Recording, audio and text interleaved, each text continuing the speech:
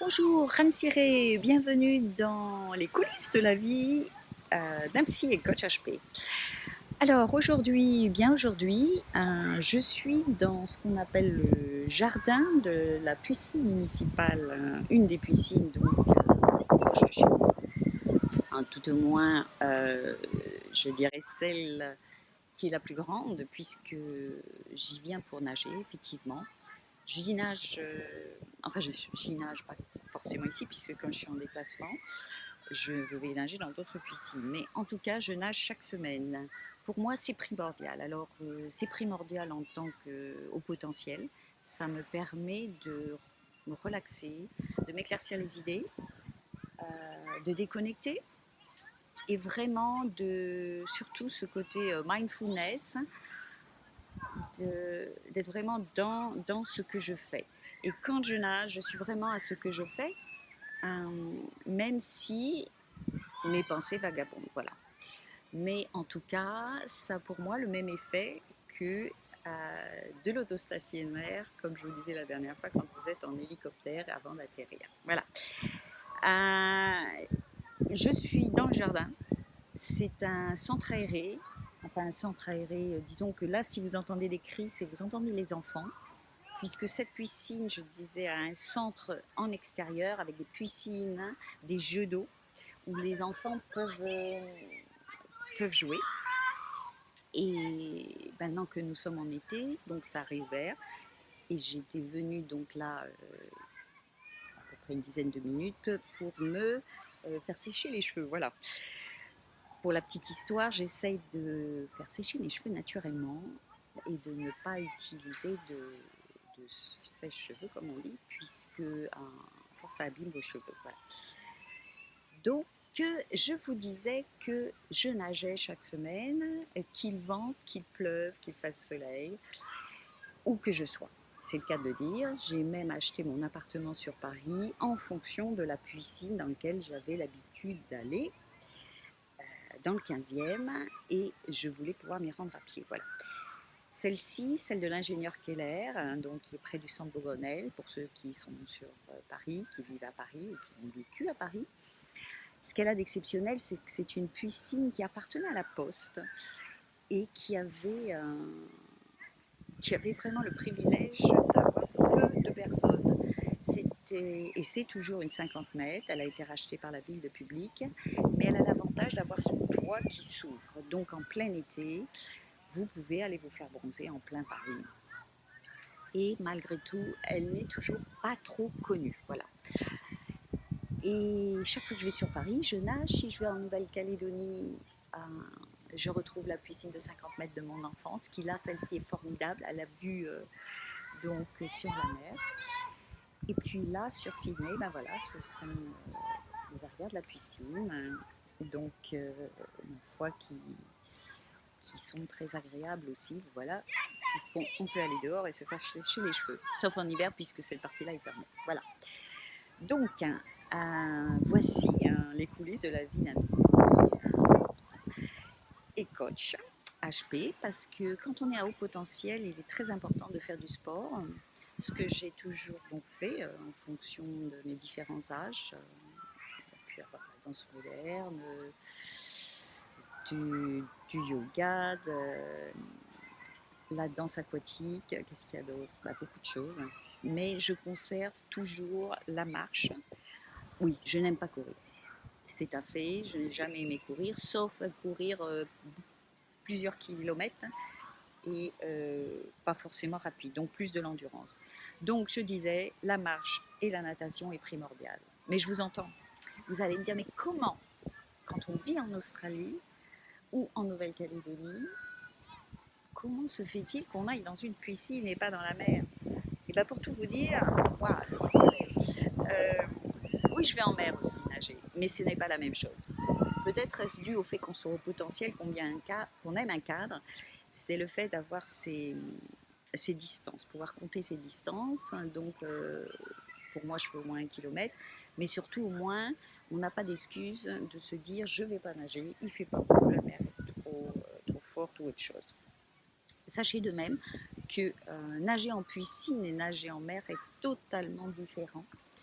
Je recommande les deux parce que si vous allez nager en mer, 2 points, le sel vous porte. Donc ça peut être plus facile, mais si vous allez nager vraiment quand la mer est mouvementée, nager avec des vagues et du courant, ce n'est pas si simple. Voilà. La piscine de la même manière, vous avez les piscines, et c'est celles que je préfère, qui sont profondes, et les piscines dont le fond est vraiment proche de la surface, donc peu profonde.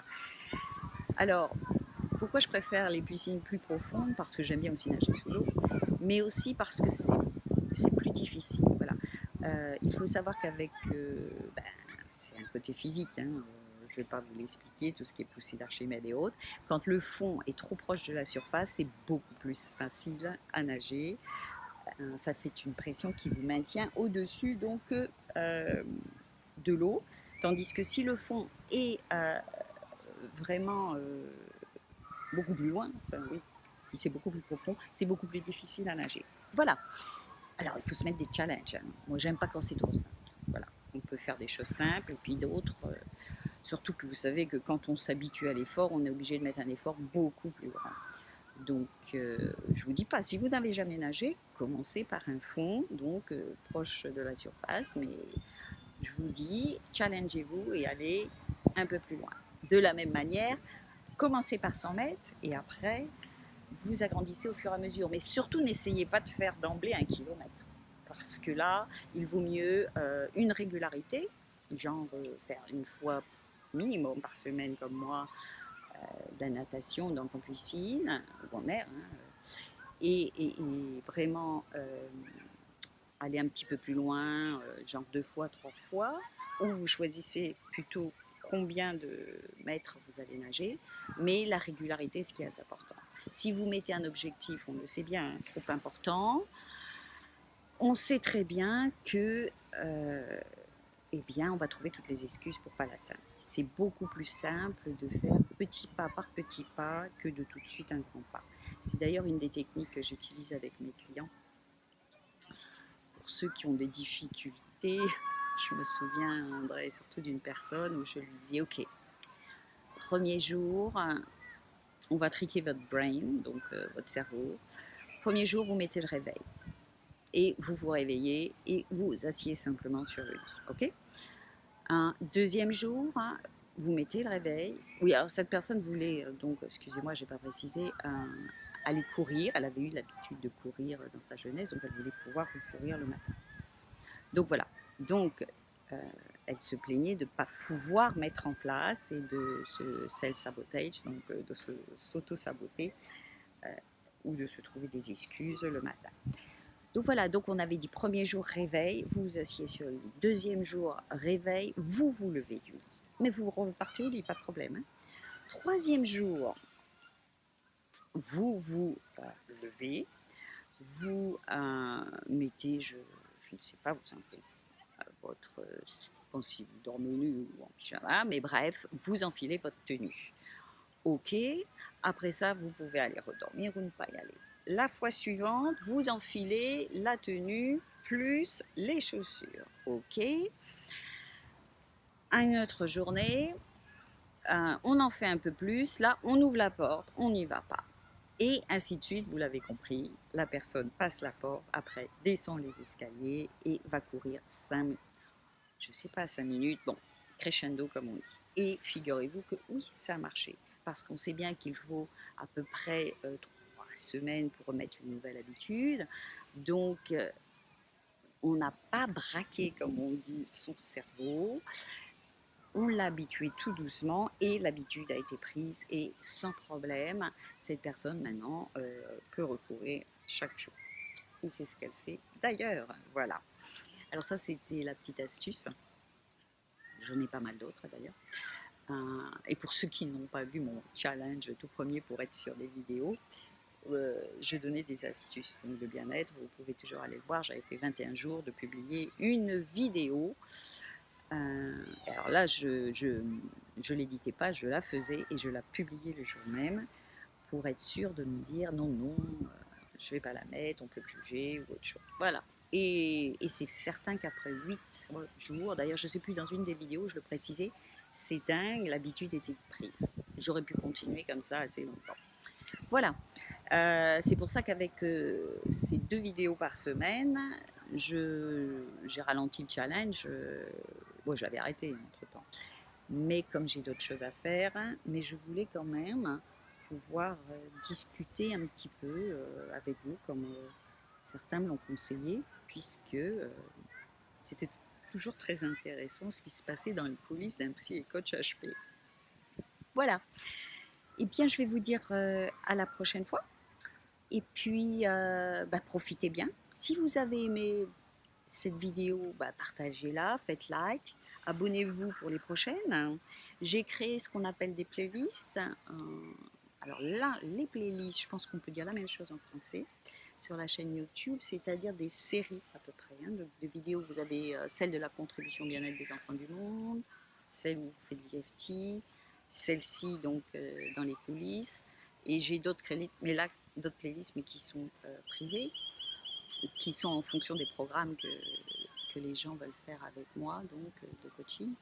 Et puis aussi, on a le fameux programme EFT en classe qui là, pour le bien-être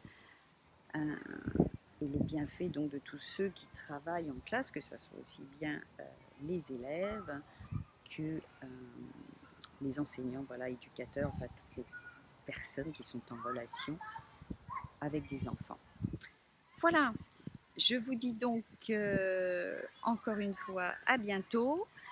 Et puis n'hésitez pas à vous abonner, mais en mettant la petite cloche si vous voulez recevoir les prochaines. Parce que moi, je me suis fait avoir. Je me disais, mais comment je ne suis pas prévenue quand je suivais quelqu'un. Et puis, bon, il y a déjà ça quelques temps, on m'a dit, oui, oui, oui, il faut que tu appuies sur la petite cloche.